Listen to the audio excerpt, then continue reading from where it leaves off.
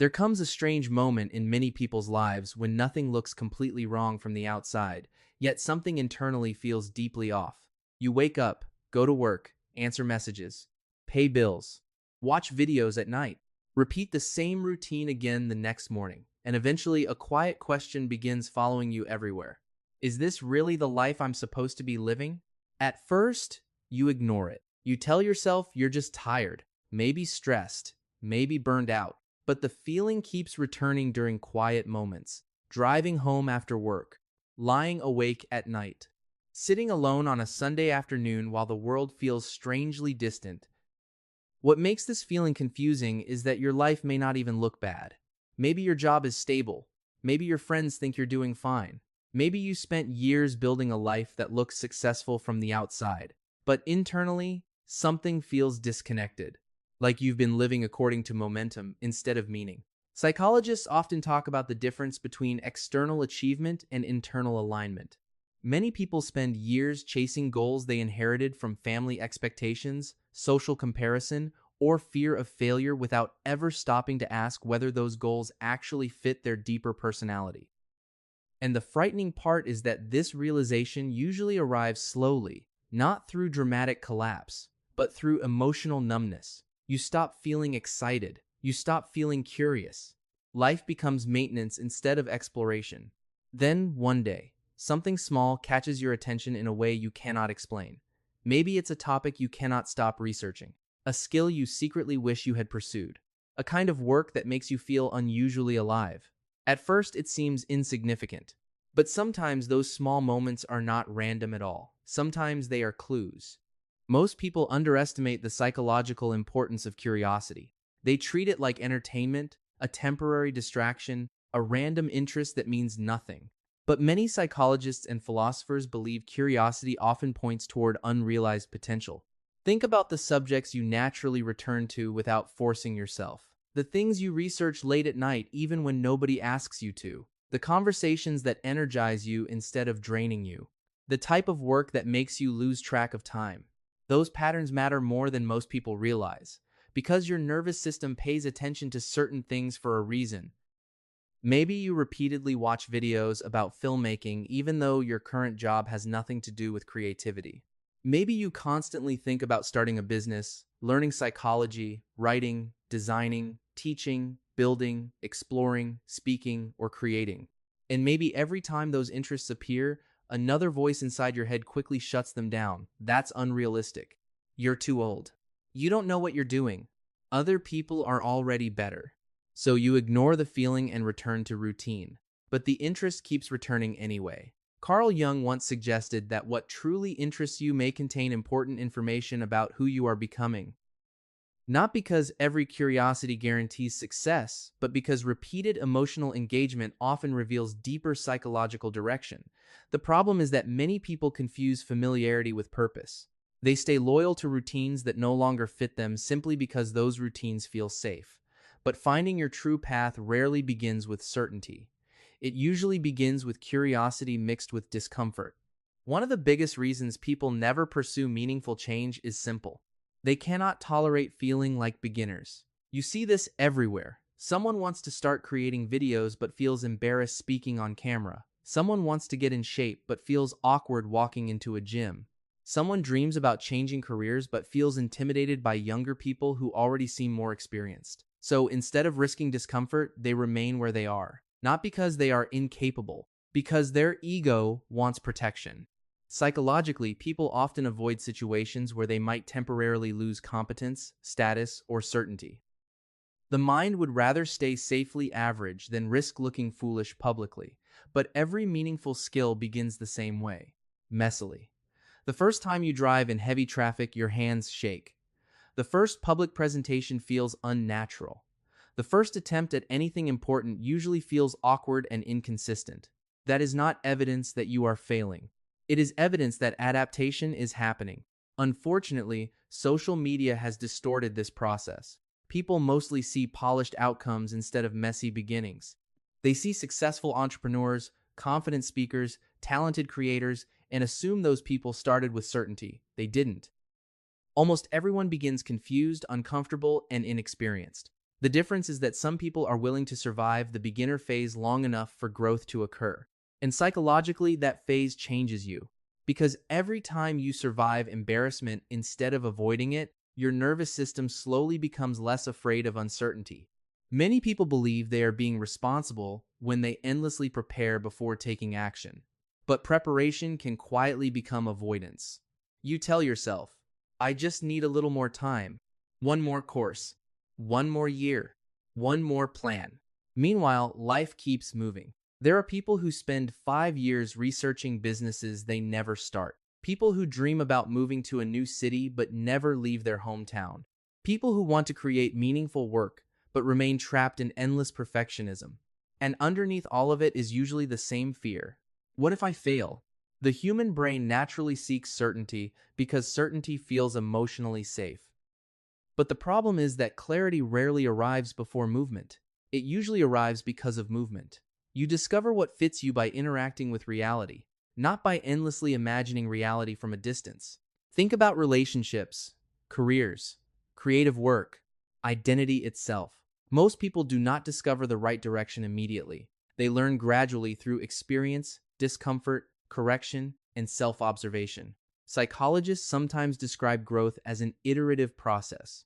You move towards something, realize certain parts do not fit, adjust direction, and continue forward slightly wiser than before. But that process only works if movement happens. And sadly, many people stay psychologically stuck because they mistake hesitation for wisdom. In reality, standing still often creates more anxiety than imperfect action ever does. One of the most uncomfortable truths about growth is that people usually discover the right direction by first experiencing the wrong ones. You take jobs that drain you. You pursue goals that impress others but leave you emotionally empty. You build identities that look successful externally but feel disconnected internally. And at first, these experiences can feel like failures. But psychologically, they often serve another purpose: contrast. Without contrast, self-knowledge remains shallow. You may never fully understand what matters to you until you experience environments that clearly do not fit who you are. This is why so many people change direction multiple times throughout adulthood. Someone spends years in corporate work before realizing they need creative freedom. Someone else chases money until burnout forces them to reconsider what kind of life they actually want.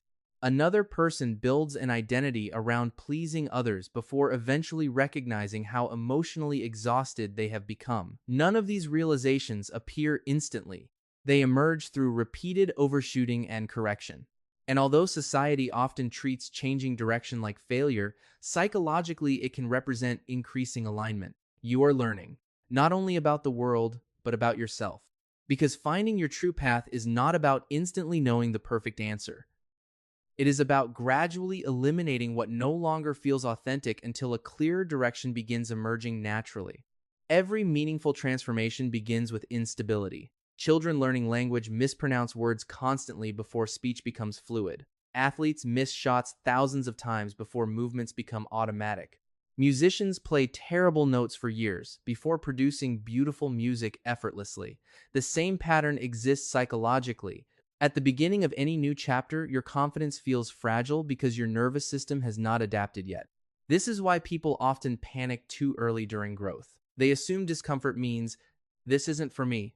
But discomfort is frequently part of adaptation itself. When you first start speaking up more confidently, it feels unnatural. When you begin setting boundaries, guilt appears. When you stop people-pleasing, some relationships become uncomfortable. And many people retreat at exactly this stage because they believe emotional discomfort means something is wrong. But often it means restructuring is happening. The nervous system is learning a new pattern. Unfortunately, modern culture encourages immediate results. People expect rapid transformation and become discouraged when progress feels slow. But meaningful psychological growth rarely feels dramatic while it is happening. It feels repetitive, awkward, inconsistent. Until one day you suddenly realize situations that once terrified you now feel manageable. That is how transformation usually works, quietly. One of the strangest parts of personal growth is that improvement does not always feel good immediately. In fact, many positive changes initially create emotional instability. When you leave unhealthy routines behind, your mind loses familiarity. And psychologically, familiarity often feels safer than freedom. This is why people sometimes return to habits they know are unhealthy. Not because those habits improve life, because they reduce uncertainty. Think about someone leaving a long-term relationship that emotionally exhausted them.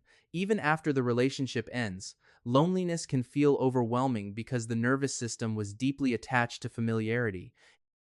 Or someone who quits a stable but emotionally empty career. At first, they may feel relieved, then suddenly confused. Without the old structure, identity itself begins shifting. And identity shifts are psychologically uncomfortable. The same thing happens when people reduce distractions. The silence they once avoided suddenly becomes unavoidable. Old fears surface. Emotional exhaustion surfaces. Questions about purpose surface. This stage often feels like chaos. But chaos does not automatically mean you are moving backward. Sometimes it means the old version of your life no longer fits, while the new version has not fully formed yet. And psychologically, that space in between can feel incredibly disorienting. Many people imagine self-improvement as a straight upward line. Reality looks nothing like that. Real transformation usually includes setbacks, confusion, emotional crashes, and periods where you question everything. You make progress, then suddenly fall back into old habits. You feel confident, then experience rejection that shakes your identity again. This pattern frustrates people because they interpret collapse as failure. But psychologically, collapse is often part of restructuring. Every time you outgrow an older identity, parts of your previous emotional structure begin breaking apart, and during that process, instability naturally appears. The important thing is not avoiding every setback. The important thing is continuing movement afterward, because growth is rarely destroyed by mistakes. It is usually destroyed by permanent surrender. And over time, something powerful begins happening. You stop expecting perfection from yourself. You stop viewing temporary confusion as proof that you are broken. You stop assuming fear means stop. You stop needing certainty before taking action. Instead, you begin trusting the process of gradual correction. And psychologically, that changes everything. At some point, you realize something most people never fully understand.